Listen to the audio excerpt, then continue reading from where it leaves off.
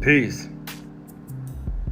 This is your brother Khepra, aka Ancient Wisdom Keeper, hollering at you again. And today we want to do a follow-up on my last video, Who was Enoch, with Who were the Watchers. Now the book of Enoch, it speaks about the Watchers as a group of angels tasked with observing humanity, but they became infamous for their rebellion and fall from grace. Here's a breakdown of who they were and what they actually did. The term watchers comes from the Aramaic word irwin, meaning awakened ones or those who observe, because they were assigned by El Elyon to watch over and guide humanity.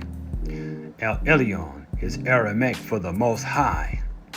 In the Ethiopian language known as Ge'ez, he is referred to as Mare Rukoth, meaning Lord of Spirits. According to 1 Enoch, there were 200 watchers who descended to earth. They started a rebellion and had a pact led by Shemyaza, where the watchers made this pact to take human wives and bear children, defying divine law. This was called the Mount Hermon Pact. Another leader of this rebellion was Azazel. He taught humans forbidden knowledge like weapon making, cosmetics, and sorcery. Their union with human women produced the Nephilim, giant beings who corrupted the earth with violence and sin.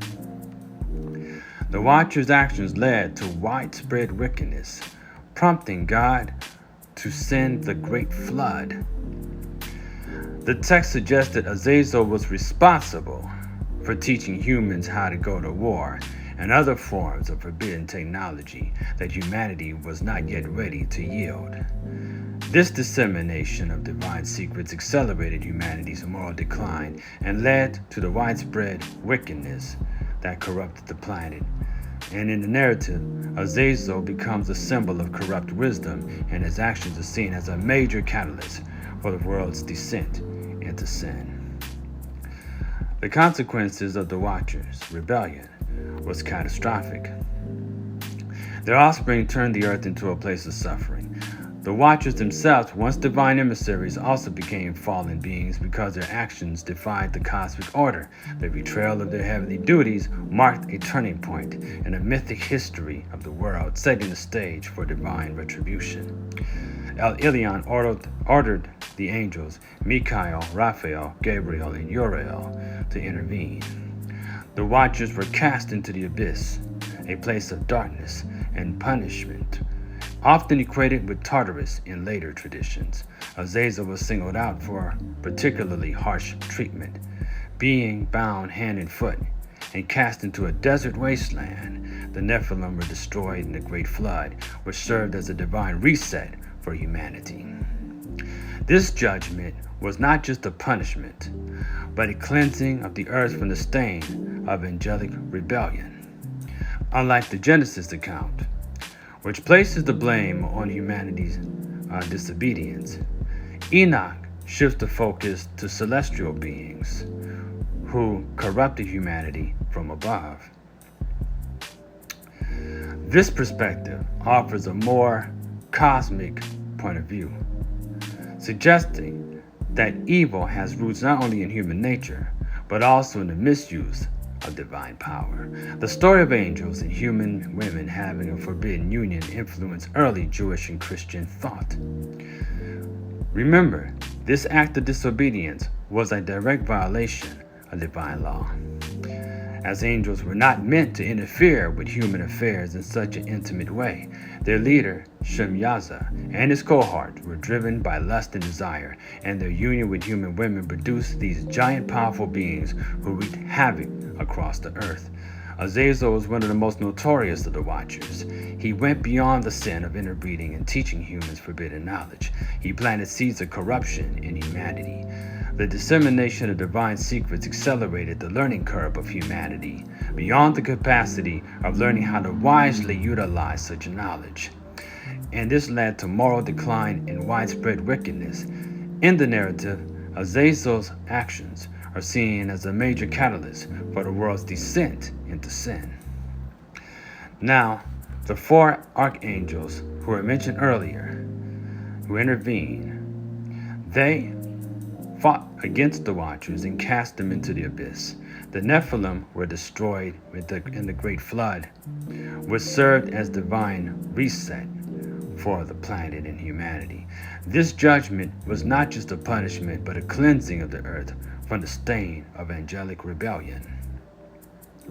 The Genesis account places the blame on human disobedience, but the book of Enoch shifts the focus to celestial beings who corrupted humanity from above.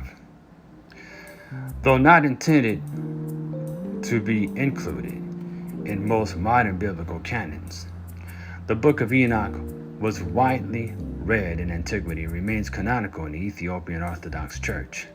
Its vivid portrayal of the Watchers and their fall continues to inspire interpretations in literature, theology, and even pop culture. The theory, or the story, reflects on the boundaries between divine and human, the dangers of forbidden knowledge, and the enduring struggle between order and chaos. In many ways, this serves as a warning of the consequences of crossing lines that were never meant to be blurred. The Nephilim in the books of Enoch and Genesis are described as mysterious, powerful, and deeply unsettling beings. Their birth was considered unnatural and a violation of divine boundaries.